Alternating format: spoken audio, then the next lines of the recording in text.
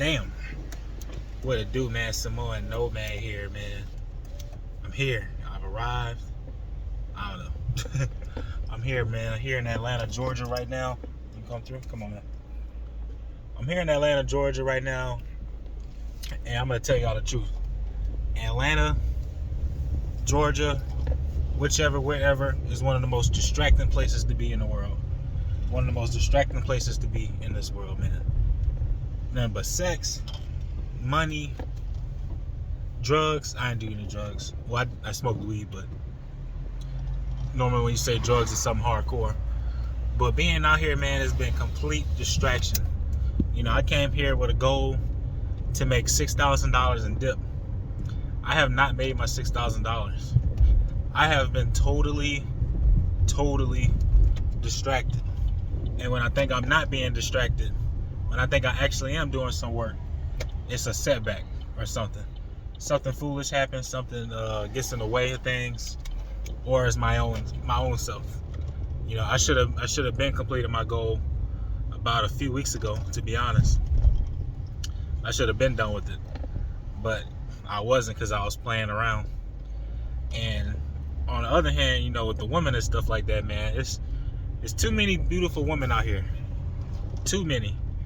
It's like everywhere you turn your eyes, you know, black, white, Latino, Asian, Pacific Islander, white, you name it. There's beautiful women everywhere. Skinny, slim, thick.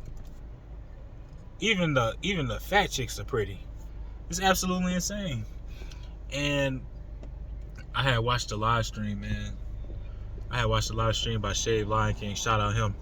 And it really pushed me to sacrifice the wants that I desire, the wants that I, you know,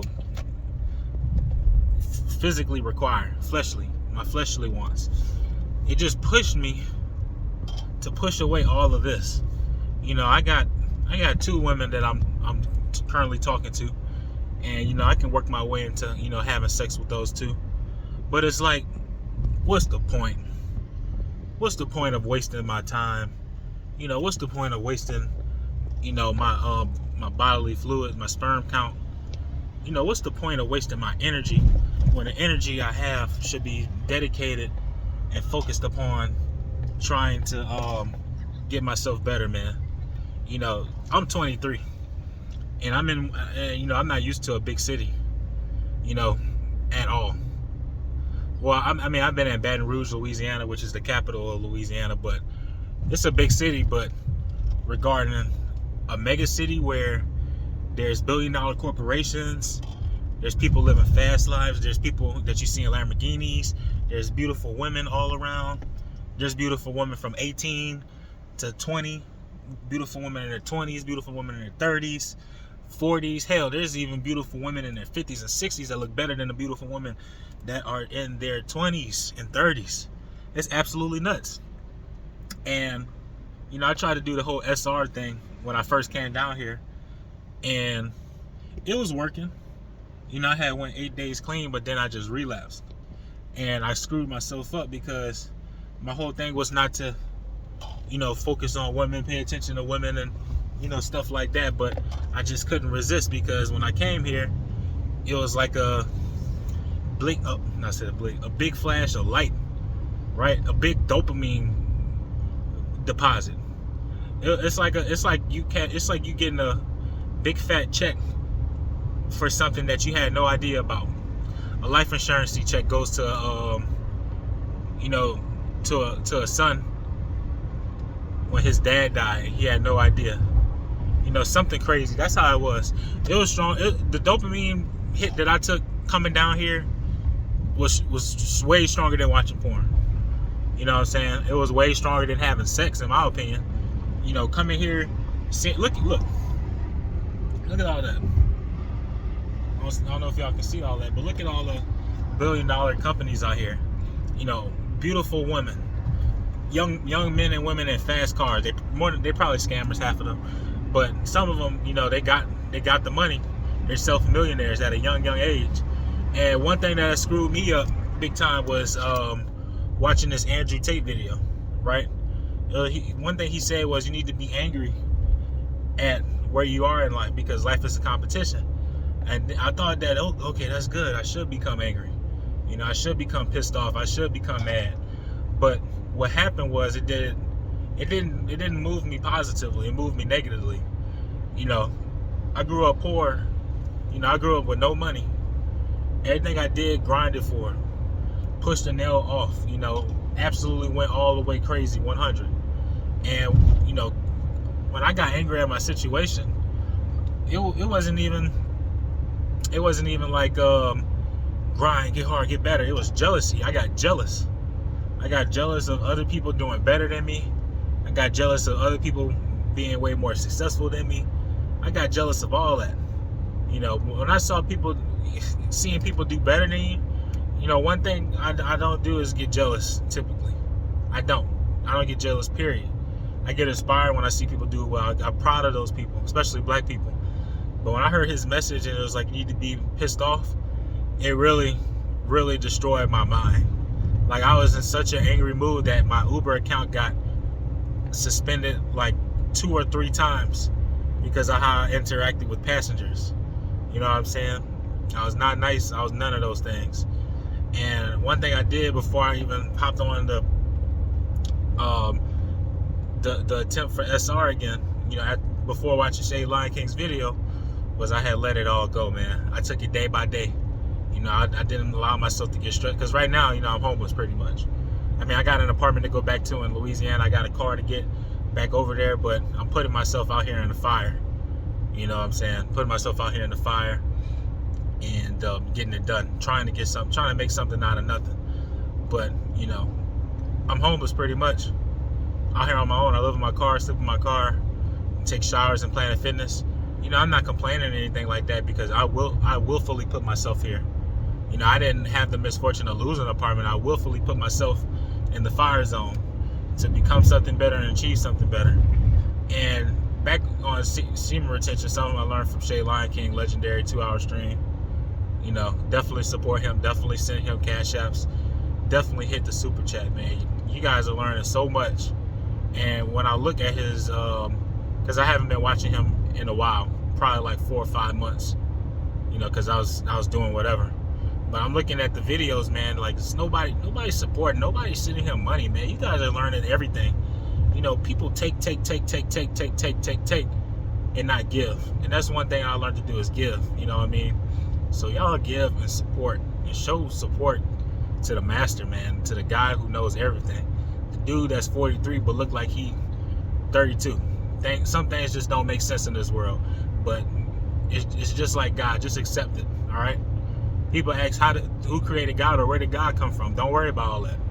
Don't worry about all that. Just accept it. But back to what I was saying, I learned a lot from his stream. I learned a ton. I mean, this is probably some things that have been said by him before, or somebody else, I don't know. But this really weighed heavily on my heart. And a lot of things don't. It goes out of one ear and out the other. When it's the difference between your parents saying, "Did you hear me?" or "Were you listening?" No, did you hear me? I know you listened, but did you hear me? Right? A lot of things I learned. One thing I learned is not having willy-nilly sex. Right? That's a lot of guys' goals, man. Carnal goals, carnal thoughts. Is to have sex with a lot of beautiful, pretty women. You know what I'm saying? It's just natural. It's natural for you to want to have sex with beautiful women. It just is. Or a woman that you think is attractive. And that's been one of the main things that has distracted me. When I do Uber, I pick up beautiful women all the time. Or majority of the time, because some of them are really ugly. No offense. But I pick up beautiful women. Beautiful young women too. They live in nightclubs. Funny enough, I got a nightclub job. I'm going to be working security for a nightclub. But, it's stuff like that.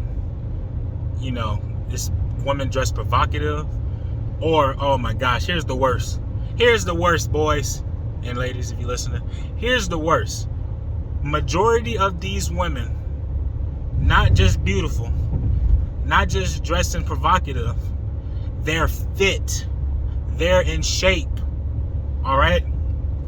And well, that was one thing that he reminded me of.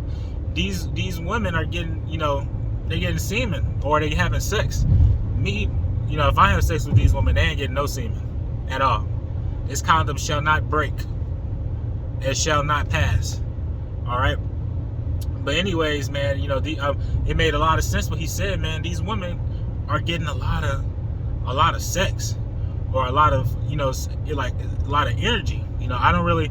He'll have to explain the concept of a woman getting energy outside of semen, right? Because guys are having sex protected. You know what I'm saying? But I guess it relieves stress or whatever. But yeah, man, these women, man, I've dated some women, right? I've dated some women that are, goodness gracious.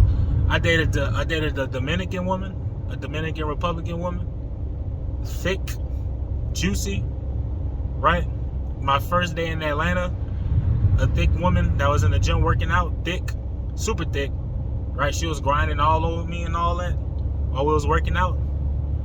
I met another light-skinned chick with like super busty, like, oh my gosh, it's absolutely crazy how right he is, man. These women, oh, I'm about to sneeze. Excuse me. But it's absolutely crazy how he's right. Like if a woman, I guess some women aren't lying, but it's like, come on, you really gonna believe what these chicks are saying? Like, they'll say anything. But these women, they got a guy or two, or however many, giving them all that energy, man. Because, like, ain't no way these women are built like this. Ain't no way. I see a lot of women like this in New Orleans too, but Atlanta's a huge city. These women are dummy thick, dummy fine, dummy thick, dummy in shape, all that. And it's really something that's been distracting me too. Because it's like, you're supposed to be focused on, because I'm here to do acting and I'm here to get a CDL for a backup. You know what I'm saying? In case the money's slow, I got a CDL to make a lot of money weekly. And, being out here, I literally allow myself to get distracted bad. Allow myself to get distracted so bad that I would miss opportunities to make money each day. Because I'm not here on a terrorist call. I'm here to make a better life. And that's one reason. That's the reason why I'm getting back on Semen retention, man. Sometimes I feel like God. I know people say the Most High, and sometimes I'm like, what Most High are you talking about? But we all got the same God. It's just that our religions are different.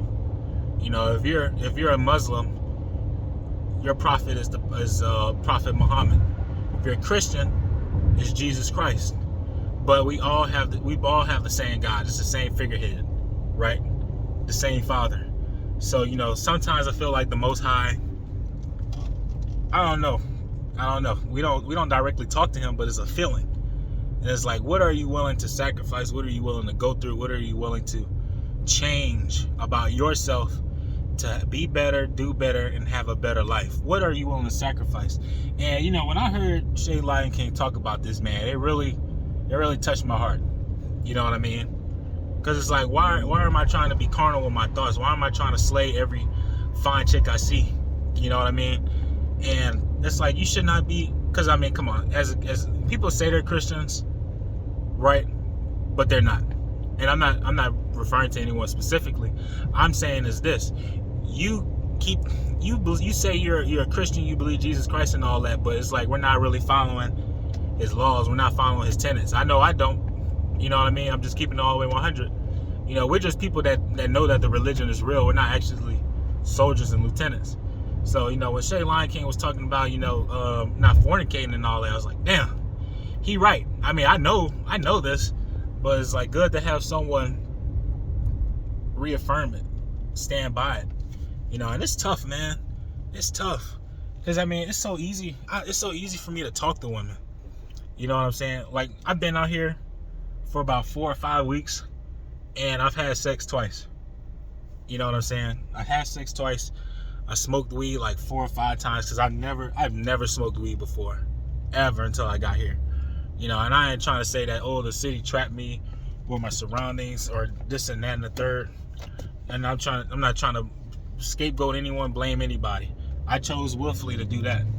You know what I mean? Because I planned on smoking weed anyway. But being out here, I had sex twice with a white woman, right? And she didn't even call me back. You know what I'm saying? She didn't even call me back. She didn't do none of that. I was just a booty call, really, to her. You know what I mean? And he was right about that too. Women use you and then get rid of you. You get what I'm saying? And I got 2 women right now who I'm pretty sure I can get with, have sex with. But it's like, what will be the point of wasting my energy on that? What will be the point? Because if I do that, I damn sure going to be in the negative. I'm damn sure going to be failing. Failing and not doing anything worthwhile or right. This is a fact.